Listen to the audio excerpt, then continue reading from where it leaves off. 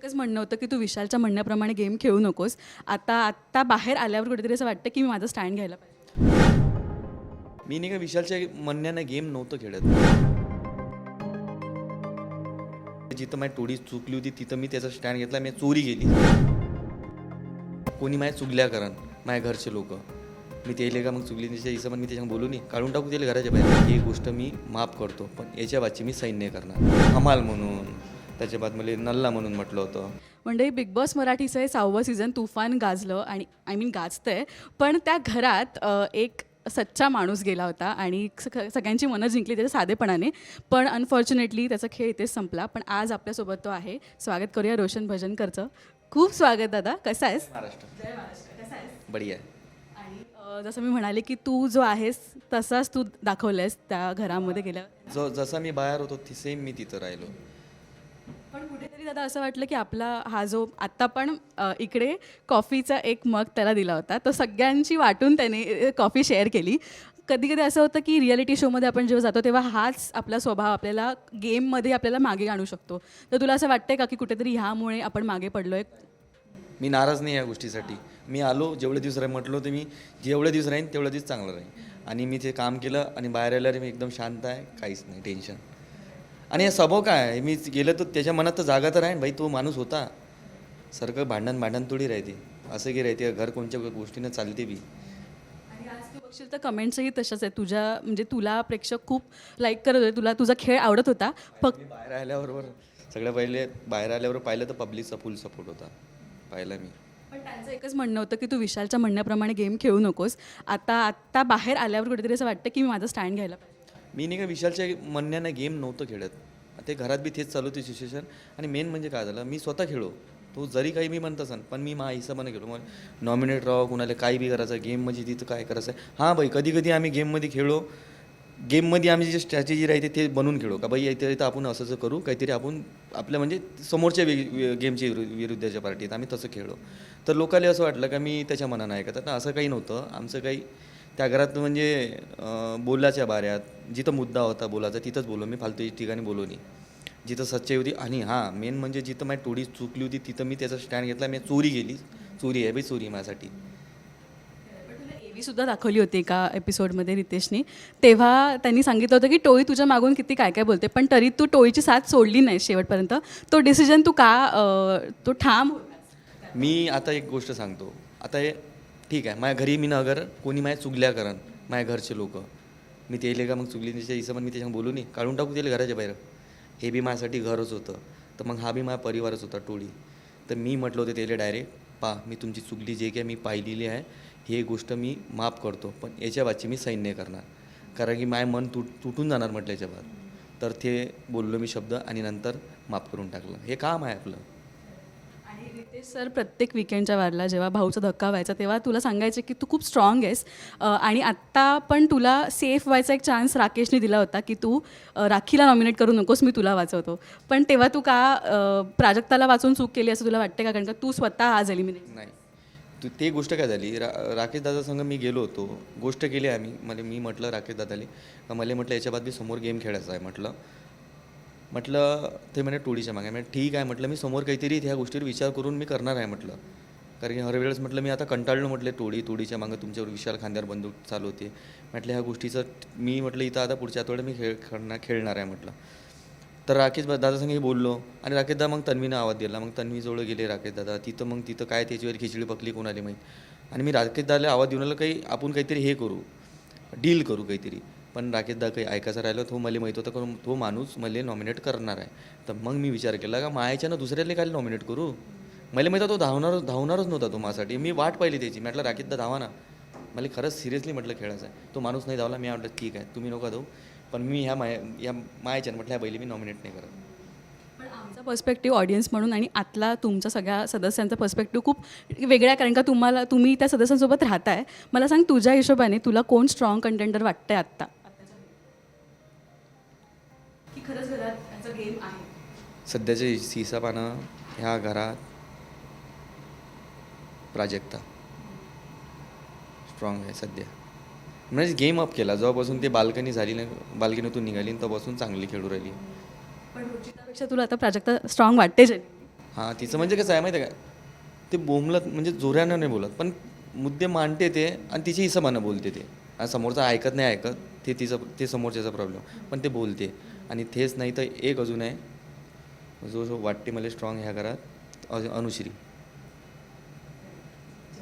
सुद्धा झाली आहे आणि टोळी सोडल्यावर कॅप्टन, आणि मी 3 वेळा उमेदवार असून मी कॅप्टनने बनलो, कारण की आमच्या टोळीतला कॅप्टन बनून होतं त्याचा कोणाला.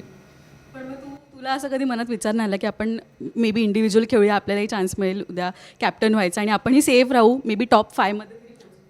घरात पहिल्या दिवशी आलो, पहिल्या दिवसापासून आलो होतो तर टोळीतच होतो ना, आखरीपर्यंत टोळीतच राहिलो. आणि रुचिताने तुला भाऊ मानलं होतं, मोठा भाऊ. पण मला सांग की आता रुचिताला बाहेर तर तू कमेंट्स पाहिले असतील की तिला तिच्या आवाजावर, हां तू बघशील हळूहळू की तिच्या आवाजामुळे सगळे ऑडियन्स डिस्टर्ब आहे की तू हळू म्हणजे नॉर्मल टोनमध्ये बोल, तुझा गेम खूप सुंदर चालू, फक्त बोलण्यामध्ये सगळं चुकतं. पण भाऊ म्हणून तिला आज समजवण्याचा तू प्रयत्न केला आहे तुझ्या बाजूने. तिले नाही का आम्ही हर हप्ते चेंज बी केला आहे. मी तिचा भाऊ होतो तर तिला सांगू तू जे घाण शब्द निघते ते, आणि समोरच्याला इज्जत देऊन बोल, आणि हे त्या गोष्टीवर तिनं काम बी केलं होतं. आणि हर हप्त्यात तिनं आपली पर्सनॅलिटी चेंज केली, हर गोष्टी चेंज केली तिनं. सचिन दादा तू भाऊ मानलं होतंस, बाहेर आल्यावर त्यांना भेटणार. भाऊ आहे तो. सचिन दादा माझ्या तर फेवरेट म्हणजे माणूस होता तो, पहिल्या हप्त्यापासून तर आखरीपर्यंत. आखरी तो माणूस गेल्यावर मलाच गमेनी, कारण की ते माझ्या भावाचंही नाव सचिनच आहे. आणि तो फिलिंग दिसे आम्ही गावाकडले दोघे जण, त्याची फॅमिली मी माझी फॅमिली समजेच एक वाटे आम्हाला. आणि जेव्हा बोलो आम्ही तर संध्याकाळी सगळे झोपून जाईन, आम्ही रात्री त्या गार्डनमध्ये घुमाचं, आमच्या गप्पासाठी चालू राहे, असं यार तसं आपले लेकरं असे असन तसे असन आठवण करत असं चालू राहे. पण ज्या दिवशी गेला ना तर एवढा खतरनाक सीन होता, असं वाटतं की माझ्या हातपाय कापून टाकले अगोदर, असं वाटते. दिसत होतं डोळ्यामध्ये त्या एपिसोड दरम्यान. पण तू आतमध्ये असताना तुझ्या म्हणजे सीमाताईंसोबत आणि मुलींसोबत गप्पा झाल्या होत्या आमच्या, आणि ते सुद्धा तुला सपोर्ट करत होते बाहेरून. तू खूप इमोशनल आहे तुझ्या मुलींच्या बाबतीत आणि फॅमिली. कारण की मी जे बी आता ह्या बिग बॉस मराठीच्या घरात आलो ना, तर मी खरंच नसतं आलो. माझ्या पोरीनं मग आईले नसतं म्हटलं ना, माझी पोरगी म्हणे अशी टी व्ही पाहून राहिली होती, आणि माझी पोरगी काय म्हणते गौरी टी व्ही पाहता पाहता बाबा कधी जाणार म्हणे, माझी टी व्हीवर कधी दिसणार म्हणे. आता मी तवाच जिममधून आलो होतो आणि माझी पोरगी माझं उडाली, बाबा म्हणे तुम्ही कधी जासाल म्हणे टी व्हीवर. म्हटलं काहून, मग आईच काय म्हणते, अरे आपण गरीब आहे म्हणे, कुठं आपण टी व्हीवर जाते रे म्हणे. मला ती गोष्ट कुठंतरी रुतली होती. आणि त्याच्यानंतर मी आपली ऑडिशन देते, मग रमन आल्याच्या बाद मग मित्र बनलो आम्ही.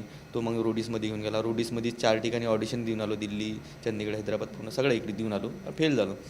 नंतर मग समजलं आता काहीतरी जर्नीत आता ह्याच गोष्टीची आहे ना फिट, आपल्याला हमालीचा बी आहे, आणि मेन म्हणजे सोशल मीडियावर आलो होतो, त्याचं व्हायरल गेलो होतो, तर पब्लिकचा सपोर्ट होता.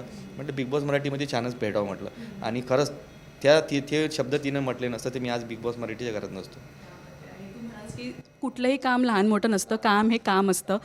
राखीने सुद्धा तुला सल्ला दिला होता की कसं बाहेर जाऊन तू तुझं घर स्वतःचं बनव, तू पैसे कसे कमव. मला सांग की त्यासाठी किती प्रयत्न असणार आहेत, आणि ऑल्सो राखीचे जे बोलणं होतं ते लक्षात ठेवणारच का, आणि बाहेर आलं तिला इन्व्हिटेशन देणारच का? वा बिलकुल देईन, कारण की ते पहिले मला जे बोलली ते त्या गोष्टीचा तिला कुठेतरी पस्ताव बी आला. आता मला ज्यावेळेस म्हटलं होतं तिनं हमाल म्हणून, त्याच्या बाद मला नल्ला म्हणून म्हटलं होतं. पण जेव्हा माझी स्टोरी ऐकली ना, जेव्हा आम्हाला फोन कॉलवर बोलावलं होतं, ते आम्हाला एक टाईम भेटला होता, तर तुम्ही परिवारासंग बोलू शकता. तुम्ही माय बाबा नव्हते सर, 2020 वारले होते. मी बोललो ना तेव्हा तिला वाटलं का हिची स्टोरी किती खतरनाक आहे. कारण मी हमालाचा पोरगा, मी सांगितलं की माय बाबा हमाली करता करता संपून गेले.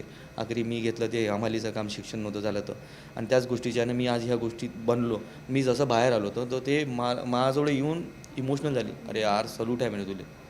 ते तिथं मला 2 शब्द प्रेमाचे बोलून तिथं पिघलते, किती बी गरम म्हणत राव.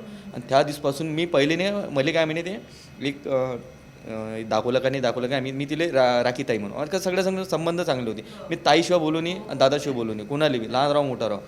तर तिथं नाही का मी तिले ताई म्हटलं होतं, तर ताई नको म्हणे, माझे गरम गुण आहे म्हणे, मला राखीजी म्हणे. म्हणे ठीक आहे राखीजी म्हणीन म्हटलं. नंतर ते तिने म्हटलं तर ते स्वतः म्हणायला लागली मला रोशन भाऊ. आणि त्याच्या बाद मला एवढी काळजी घ्यायला लागली का तू जिम मारतं म्हणे, याच्यासाठी म्हणे सगळ्यासाठी 2-2 पोळ्या म्हणे, पण माझ्यासाठी 3 पोळ्या म्हणे. एक प्रेम होतं एका प्रकारचं. मन जितून घेतलं होतं मी. पण आता बाहेर आल्यावर विशालला सपोर्ट असणार आहे का तुझा? सगळ्याला सपोर्ट राहील. विशालच नाही, ह्या घरात माझ्या एकूण एक जेवढे व्यक्ती आहेत सगळ्यासाठी मी सपोर्ट करीन. आणि पहिले बी मी सपोर्ट केला सगळ्याच गोष्टीसाठी, घराले पुऱ्या. कारण मी पहिलेच म्हटलं होतं, मी जो आहे मी तुमच्यासाठी नाही घरासाठी आहे म्हटलं. मी सगळ्याचा विचार करून मी म्हटलं बाहेर बी तेच आहे, माझ्या फॅमिलीला जसं सांभाळतो हे माझी म्हटलं फॅमिलीला आहे, सगळ्यासाठी सांभाळतो. आता बिग बॉसनी तर सुरुवात करून दिली आहे, यापुढे कशी जर्नी असणार आहे आणि काय तुझा प्रयत्न असणार आहे की मुलींचं स्वप्न तुला पूर्ण करायचं आहे की सतत टी व्हीवर दिसत राहायचं आहे? बिलकुल मी थांबणार नाही आहे. मी 16 वर्ष झाले मेहनत केली ह्या गोष्टीसाठी आणि आता इथून थांबणार नाही. मला पुश भेटत आहे आणि पब्लिकचा सपोर्ट आहे. खरंच मान्य हे महाराष्ट्रातले लोकांनी एवढा सपोर्ट केला, खास माझ्या विदर्भातले लोक. का मी आज बाहेर आलो आहे ना, तर मी ऐकलं आहे त्या गोष्टी का तू पहिल्या हप्त्यापासून तर आतापर्यंत तू टॉपमध्ये होता म्हणे, म्हणजे याले कायच्यामध्ये वोटिंगमध्ये. तर मला ह्या गोष्टी समजत नाही.